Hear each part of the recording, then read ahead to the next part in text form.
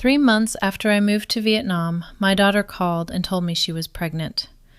I remember staring at the phone after we hung up and thinking, what am I supposed to do now? I had spent years planning that move, not because I hated America, not because I was chasing some big adventure. I moved because retirement had started making me nervous. I was 71, living mostly on Social Security with some savings behind me, and every year seemed to cost more than the one before it. Rent, groceries, insurance, car expenses, medical bills. I could afford my life, but only if I stayed careful. Very careful. And I started realizing there was a difference between being retired and actually feeling free. Vietnam changed that almost immediately. My apartment was small but comfortable. I didn't need a car. I could walk to most of the places I used regularly, and when I needed to go farther, transportation didn't cost much. Food was affordable. My monthly expenses dropped enough that I wasn't constantly checking my bank balance before deciding whether I could go out for lunch or replace something I needed. For the first time in years, I felt like my money might actually last. That mattered to me. At my age, you don't look at savings the same way you did when you were working. If I made a bad financial decision, I couldn't just work 5 more years and replace the money. What I had needed to last. My daughter understood that. She didn't exactly want me moving halfway around the world, but she knew why I was doing it.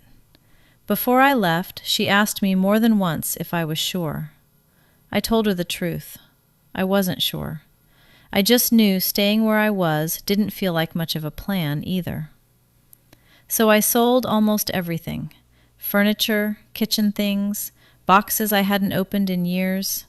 I kept photographs, a few personal things, clothes, and whatever fit into my luggage. Then I left. The first few weeks in Vietnam were awkward. Everything took longer because I didn't know where anything was. I got lost. I bought the wrong things. I had days when I wondered why I had made my life so complicated. But slowly, it got easier. I found a grocery store I liked, a place for coffee, a route I walked most mornings. By the 3rd month, I wasn't waking up feeling like a tourist anymore. I was just living, and I liked that. Then my daughter called. She sounded different right away, excited but nervous. Then she said, "Mom, I'm pregnant." I started crying before she even finished the sentence. She laughed at me. Then she started crying too.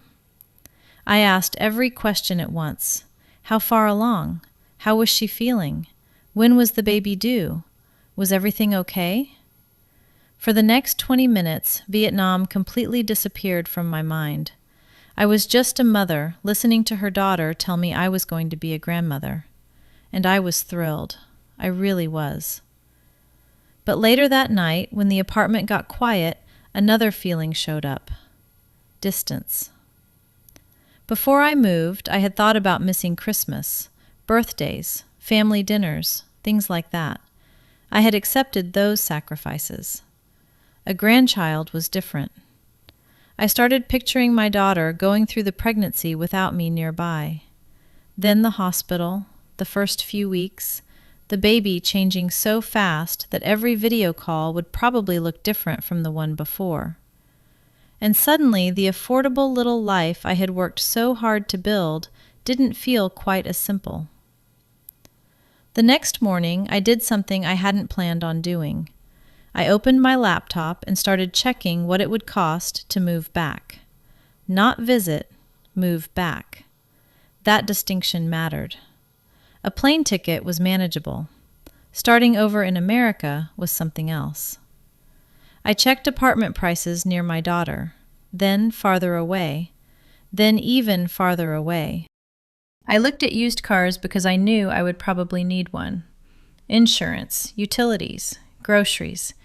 Everything I had finally stopped worrying about started appearing on the screen again, and within an hour I remembered exactly why I had left. Living near my daughter again could easily cost me close to twice what I was spending in Vietnam. maybe more.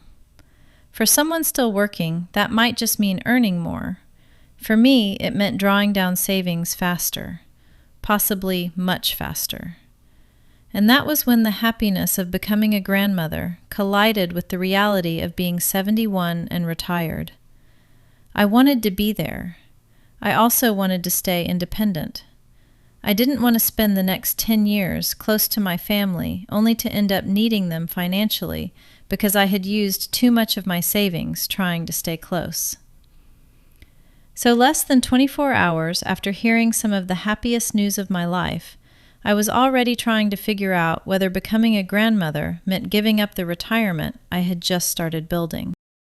For the next couple of weeks, I tried not to make any big decisions. I told myself there was no reason to panic. The baby wasn't due tomorrow. I had time.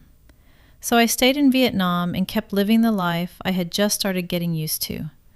But something had changed.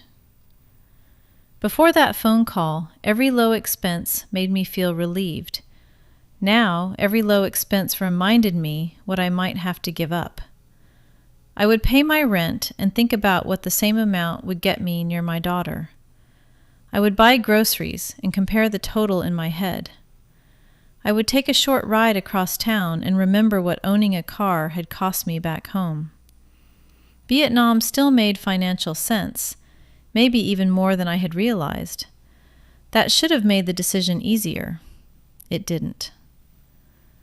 My daughter started sending me updates, doctor appointments, pictures, little messages about how tired she was. She would tell me things she was buying for the baby and ask what I thought.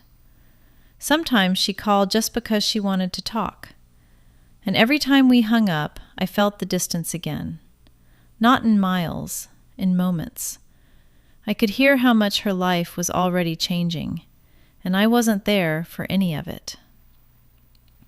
One evening, I finally asked her directly, "Do you want me to come back?" She got quiet for a second. Then she said, "I want you here, but I don't want you to give up everything you just did." That answer was exactly like my daughter. She was trying to protect me while I was trying to figure out how to be there for her. I told her I would absolutely come back for the birth. That part wasn't even a question.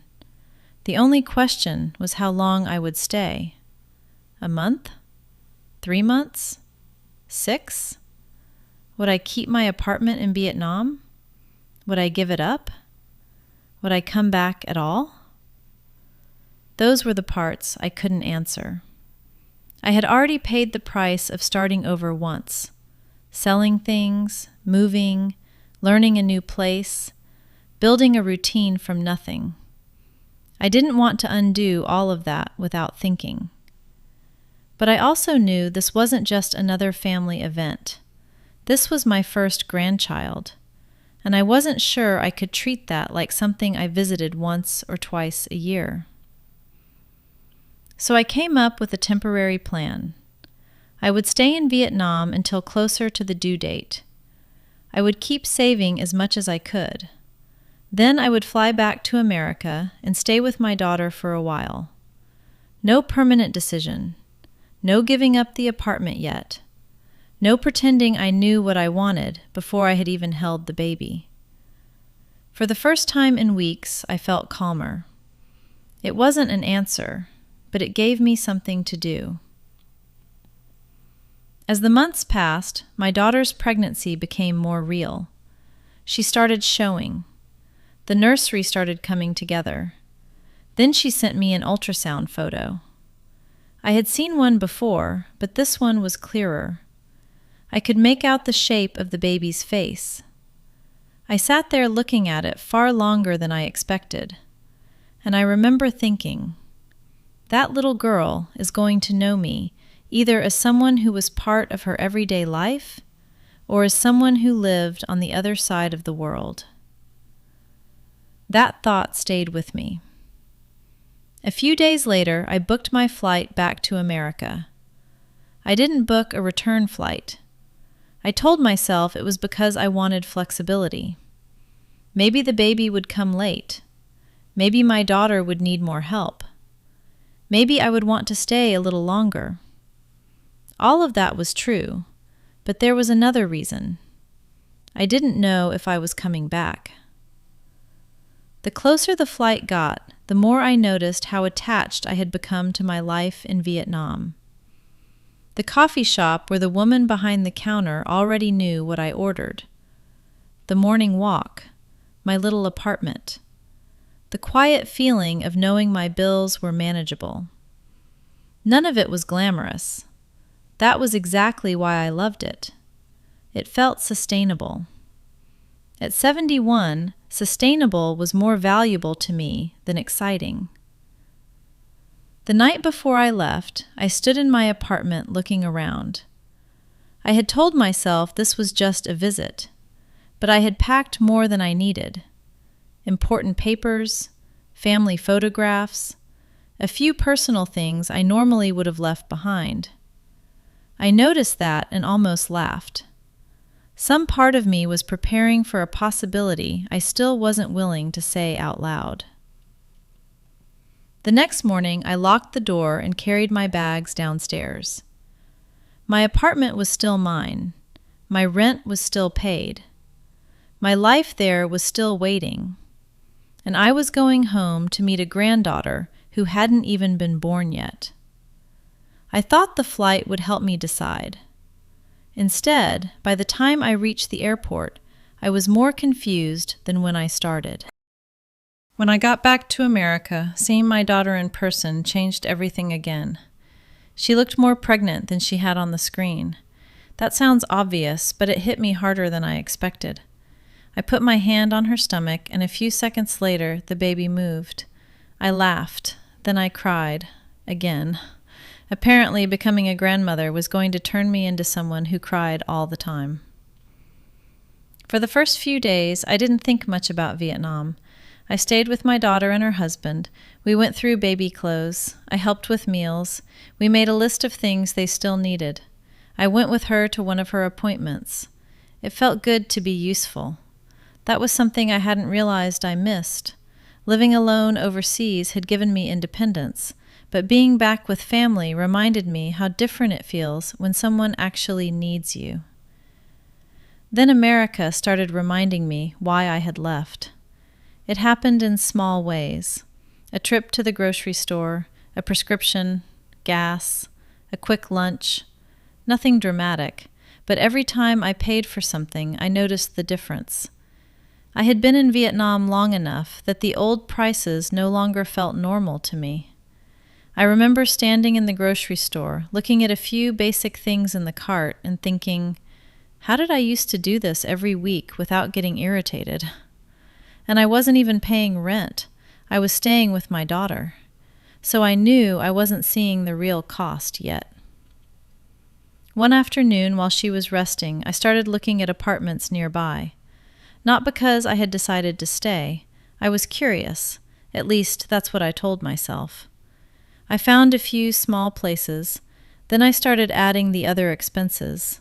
Utilities, internet, transportation, insurance, and probably a car eventually. The total climbed quickly, much faster than I wanted it to. That was the part of the decision nobody else could really feel for me.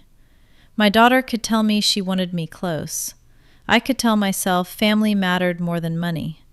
But if I stayed and started spending from my savings every month, there was no easy way to replace that money later. I was 71. I wasn't planning to go back to work. My retirement had to support me for however many years I had left, and I had no idea how many that might be. A few nights later, my daughter saw the apartment listings open on my laptop. She smiled and asked, "Are you thinking about staying?" I could hear the hope in her voice. I hated that. Not because I didn't want her to be happy, because suddenly it felt like whatever I chose was going to disappoint someone. Maybe her, maybe me. I told her I was just looking. She nodded. She didn't push. But after she went to bed, I sat there thinking about that smile. Then, 2 weeks before her due date, the baby decided she was ready. Everything happened fast. One minute we were talking about what to make for dinner. A few hours later, we were at the hospital. There was a lot of waiting, a lot of checking the clock. Then suddenly, there wasn't, and my granddaughter was here. The first time I held her, every argument I had made for going back to Vietnam disappeared. Not forever, but in that moment, completely. She was tiny, warm, wrapped up so tightly that only her face was showing. I looked down at her and thought, I almost wasn't here for this. The first few weeks after that were a blur. My daughter was exhausted. Her husband was exhausted. I was exhausted. And somehow I loved it. I made meals, I washed bottles, I folded baby clothes. Sometimes I held my granddaughter just so my daughter could shower or sleep for an hour. None of it was exciting. Those were exactly the moments I had been afraid of missing. One night I was sitting in the living room with the baby asleep on my chest. Everyone else had gone to bed. The house was quiet. And I remember thinking, how am I supposed to get on a plane and leave this? Then, the next morning, I checked my bank account. I had been back for a little over a month. Between the flight, helping with groceries, a few things for the baby, and still paying rent on my apartment in Vietnam, I had spent far more than I normally would have. That didn't mean I was in trouble. I wasn't. But it showed me something important. I could not keep living in both places, not for long. I would eventually have to choose. Either I gave up the apartment in Vietnam and committed to building a life near my daughter, or I went back. And for the first time, that decision wasn't theoretical anymore. My landlord had sent me a message. My lease would be coming up soon. He needed to know whether I planned to renew. I looked at the message. Then I looked across the room at my granddaughter sleeping in her bassinet, and I realized the temporary plan that had made everything easier was about to run out. I didn't answer the landlord right away. I told myself I needed a few days. What I really needed was for one of the choices to start feeling obviously wrong. Neither one did. If I stayed in America, I could be part of my granddaughter's life in a way I couldn't from overseas. I could see her grow. I could help my daughter. I could be there for the ordinary days, not just birthdays and holidays. But staying meant rebuilding everything again. Another apartment, furniture, transportation, higher monthly expenses, and probably watching my savings shrink faster than I was comfortable with. If I went back to Vietnam, most of those worries disappeared. My apartment was already there. My expenses were predictable. I knew what my month would cost. I had finally built a retirement that felt manageable. But now there was a baby here, and every day I stayed, leaving became harder. My daughter knew the lease was coming up. One evening, after the baby had finally gone to sleep, she sat with me at the kitchen table. She asked what I was going to do. I told her I didn't know. Then I said something I hadn't admitted before. I'm scared that if I stay, I'll run through too much of my money. She didn't dismiss it. That mattered to me. She knew I wasn't talking about wanting more money for vacations or luxuries. I was talking about being able to take care of myself later. I told her I didn't want to be 80 years old and suddenly realize I couldn't afford where I lived. I didn't want to end up depending on her because I had made an emotional decision at 71 without thinking about what came next. She had a baby now. She had her own family to support. The last thing I wanted was to become another financial responsibility. My daughter reached across the table and said, "Mom, I would never think of you that way." I knew she meant it, but that wasn't really the point. I didn't want to put her in that position at all. Then she said something that surprised me. "If you need to go back, go back." I looked at her. She had tears in her eyes. So did I. She told me she wanted me close, but she didn't want me staying out of guilt. She said we would figure out visits, video calls, longer stays, whatever we had to do. That conversation should have made leaving easier. Instead, it made me want to stay. Because now she wasn't asking anything from me. There was no pressure, no guilt, just my daughter telling me I was allowed to choose the life that worked for me. And suddenly, I had to be honest about what I actually wanted. A few days later, I took my granddaughter outside in the stroller while my daughter slept. It was nothing special. We went around the neighborhood. She slept through most of it. I remember looking down at her and thinking about how different she would be the next time I saw her if I left. Babies don't wait for you. They change every week. By the time I came back, she might be sitting up, crawling, maybe saying little sounds that almost became words. That hurt. But another thought came right behind it. If I stayed because I was afraid to miss every stage, when would I ever leave? There would always be something next. First steps, first words, birthdays, school. There was no point where being a grandmother would suddenly stop mattering. That was when I realized I had been looking for a perfect moment to make the decision. There wasn't one. No matter what I chose, I was going to miss something. Either I would miss moments with my granddaughter, or I would give up some of the financial security I had worked years to create. There was no version where I got everything. That night, I opened the landlord's message again. I still hadn't answered.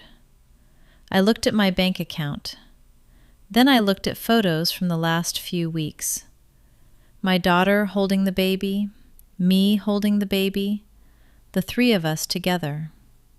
I had numbers on one side, memories on the other, and I hated that those were the choices. But pretending money didn't matter wouldn't make it disappear. Pretending family didn't matter wouldn't make the distance easier either. I had 3 days left to decide. And for the first time, I stopped asking which choice was better. I started asking which sacrifice I could actually live with. The next 2 days went by faster than I wanted. I didn't make another spreadsheet. I didn't search apartments. I had already done enough of that. The numbers weren't going to change just because I looked at them again. So instead, I tried to pay attention to how I felt. I noticed how much I liked having breakfast with my daughter, how natural it felt to pick up the baby when she cried, how quickly I had fallen into their routine. I also noticed something else. I missed having my own place. That was harder to admit. I loved my daughter, but I had been independent for a long time. In Vietnam, I woke up when I wanted. I ate when I wanted. I had quiet when I wanted it. Here, the house revolved around a newborn. As it should, but I could already tell that if I stayed permanently, I would need my own home. And once I had my own home, the real cost of America would begin. That helped me understand something. I wasn't deciding whether I wanted to live with my daughter. I didn't, and she didn't expect me to. I was deciding whether being near her was worth paying substantially more every month for the rest of my retirement. That's a much harder question. The morning before the landlord needed my answer, I called a friend I had made in Vietnam. She asked when I was coming back. I hesitated. She noticed. I told her about the baby and the lease. She listened and then said something very simple. "You were happy here." I knew that. That's what made everything so difficult. If I had hated Vietnam, there wouldn't have been a decision. If I had been lonely or miserable or desperate to come home, I could have packed everything up without looking back. But I had been happy, not wildly excited every day, just comfortable, calm. And after years of worrying about retirement, calm had felt pretty wonderful. That afternoon, my daughter handed me the baby while she made lunch. My granddaughter was awake, staring up at me. I started thinking about the first time I saw her ultrasound picture. Back then, she had felt like an idea. Now I knew the weight of her in my arms. I knew the little noises she made when she was falling asleep. I knew how she looked right before she started crying. Those details had become part of my life in just a few weeks, and I knew that if I went back to Vietnam, I was going to miss some of what came next. There was no way around it. Later, my daughter asked if I was okay. I said yes. Then I changed my answer. No, but I think that's probably normal. She laughed. Then I did too. For weeks, I had been waiting to feel certain. Maybe certainty wasn't coming. Maybe all I could do was make the best decision I could with the life I had right now. That evening, I looked at my finances one last time.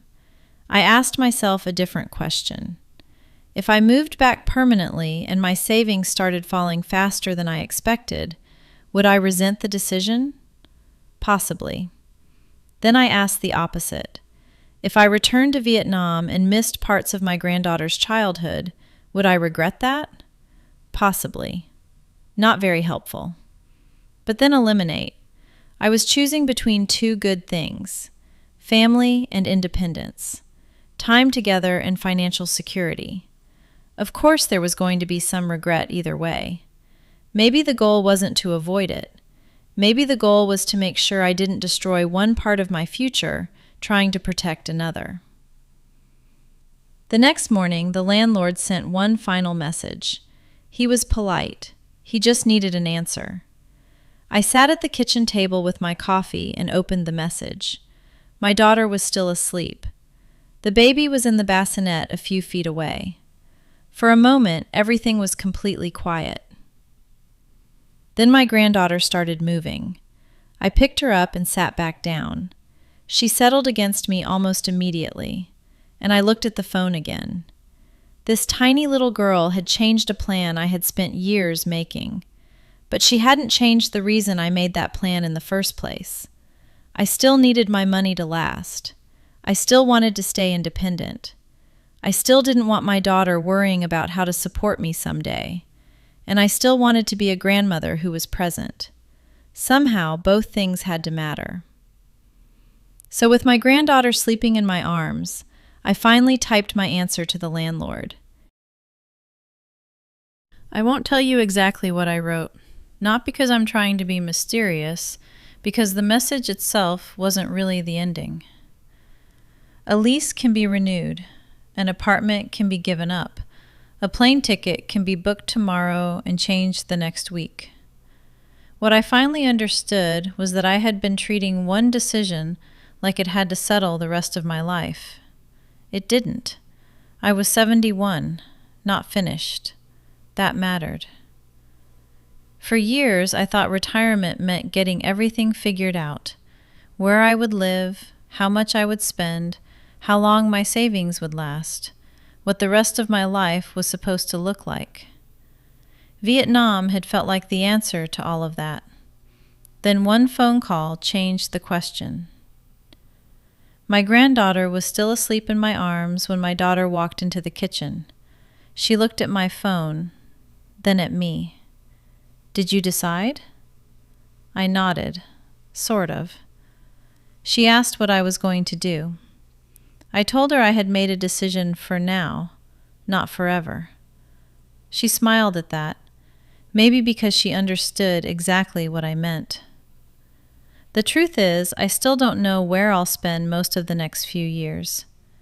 Maybe Vietnam will remain home and I come back for long visits. Maybe the visits get longer. Maybe someday I decide the money is worth spending because being closer matters more. Or maybe I discover that keeping my expenses low overseas is exactly what allows me to stay independent enough to keep coming back. I don't know. And that's uncomfortable for someone like me. I've always liked plans, numbers, answers. But there are some things you can't solve that way. I still believe moving to Vietnam was the right decision when I made it. I needed financial breathing room. I needed to stop feeling like every year of retirement was costing more than I had planned.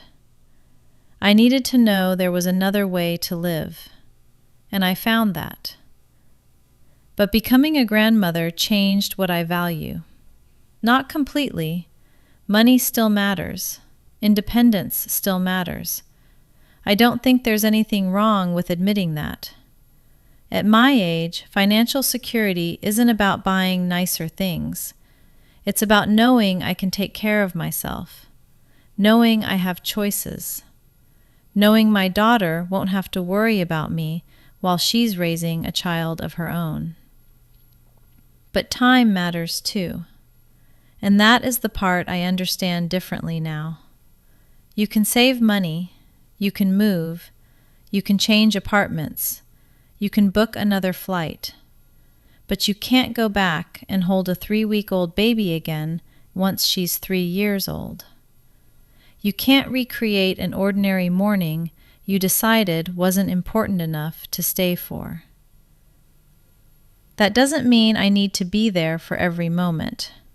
I'm starting to realize nobody can be. Even families who live 10 minutes apart miss things. People work. People get busy. Children grow up. Life moves. Maybe being present isn't measured only by how many miles separate you. Maybe it's what you do with the time you have together. I'm still figuring that part out. A few days after I answered the landlord, I was sitting with my granddaughter again. She had started making these little expressions that seemed new every day. My daughter was beside me. We weren't talking about retirement. We weren't talking about Vietnam. We weren't talking about money. We were just sitting there, and for once I wasn't trying to decide anything. I looked down at that little face and thought about how strange life can be.